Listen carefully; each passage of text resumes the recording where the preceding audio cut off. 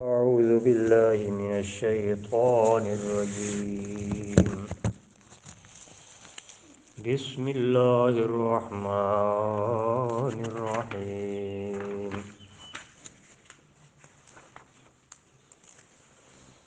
إنا أنزلنا إليك الكتاب بالحق لتحكم بين الناس بما أراك الله ولا تكن للخائنين خصيما.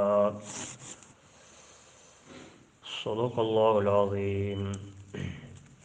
بے شک ہم نے نازل کیا آپ کی طرف کتاب حق اور سچ کو ظاہر کرنے کے لیے، لتحکم بین الناس، تاکہ آپ فیصلہ کریں لوگوں کے درمیان، بما اراک اللہ، اس سبب سے کہ دکھایا ہے تجھے اللہ نے، ولا تکن للخائنین خصیما، اور نہ ہو خیانت کاروں کے لیے طرفداری کرنے والے۔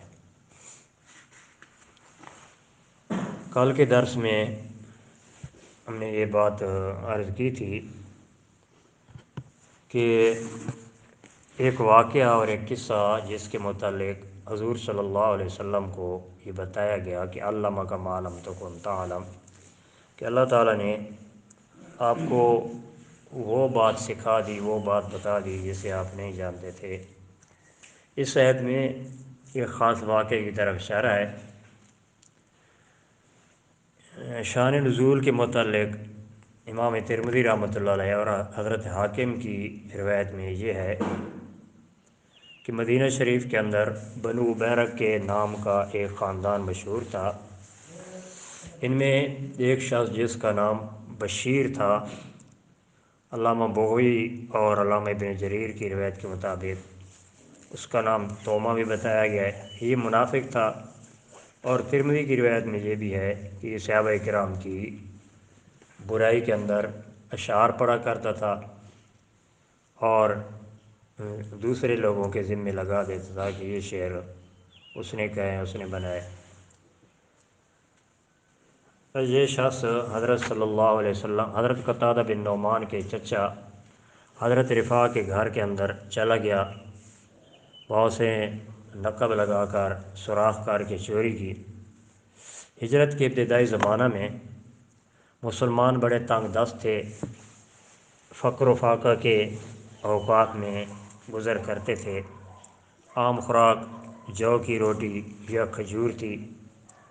گندم کا آٹا بہت کم دستیاب تھا، بہت کم ملتا تھا، اور مدینہ شہر میں تو بالکل ہی نایاب تھا۔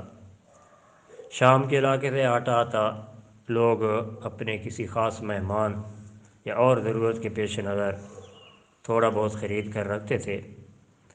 حضرت رفاع نے اس طرح کچھ گندم کا آٹا خرید کر بوری میں ایک کمرے کے اندر رکھ دیا اور بوری میں کچھ اسلحہ بھی چھپا دیا۔ اصل بات یہ تھی کہ وہ اسلحہ کا کمرہ تھا جس کے اندر انہوں نے آٹے کی بوری رکھی۔ اس ابن بیرک یا بشیر یا توما نے اس بوری پر نظریں جمائی ہوئی تھیں۔ ایک رات اس کمرے کو توڑ کر اس میں آ گئے اور آٹے کی بوری نکال کر لے گیا۔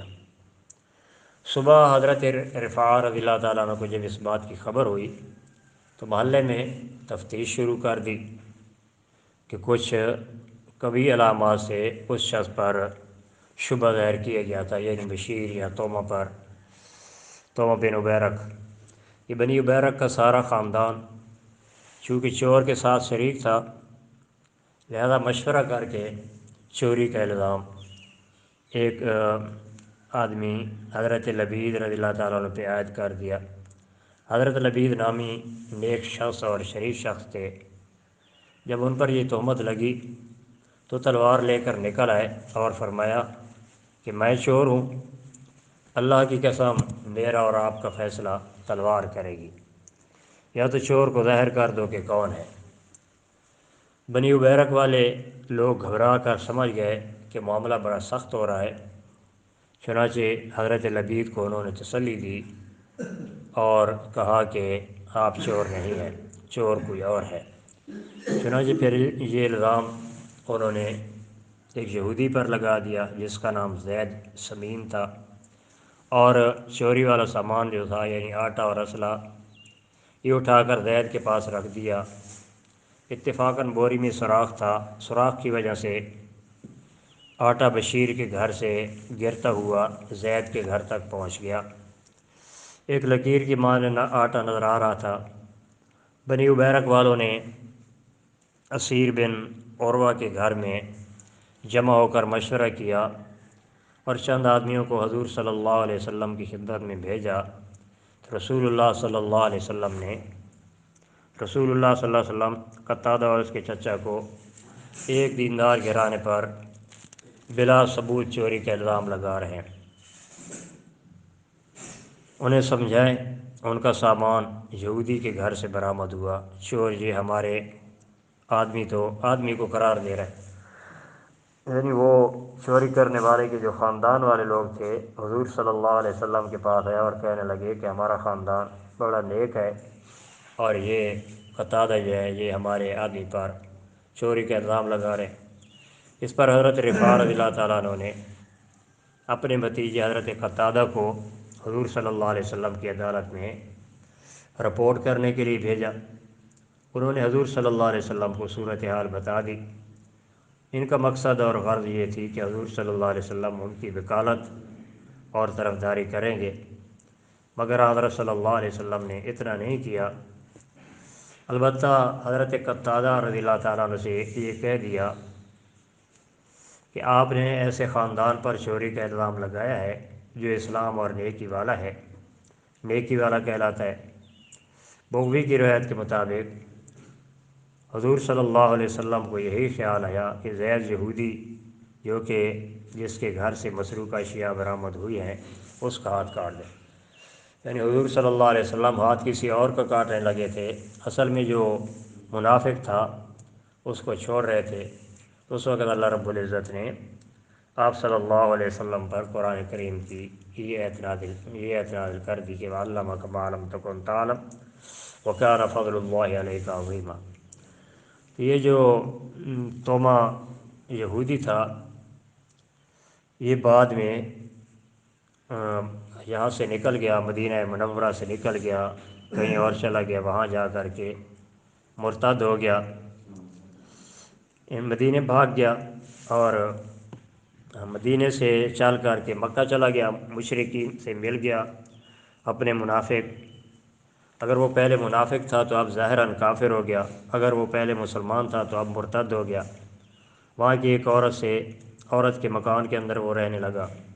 جب اس عورت کو اس واقعے کا علم ہوا کہ یہ تو چور ہے تو اس نے اسے اپنے مکان سے نکال دیا۔ ایک واقعہ تھا جس کے متعلق اللہ نے یہ فرما دیا کہ وَعَلَّمَكَ مَا لَمْ تَكُنْ تَعْلَمْ وَكَانَ فَضْلُ اللَّهِ عَلَيْكَ عَظِيمًا، کہ اللہ تعالیٰ نے آپ کو وہ بات بتا دی جس کو آپ نہیں جانتے تھے، تو اللہ تعالیٰ کا آپ پر بہت بڑا فضل ہوا۔ اس طرح غلط فیصلہ کرنے سے آپ رک گئے اور وہ جو مسلمان تھا لبید وہ بھی سزا سے بچ گئے۔ اللہ پاک امین۔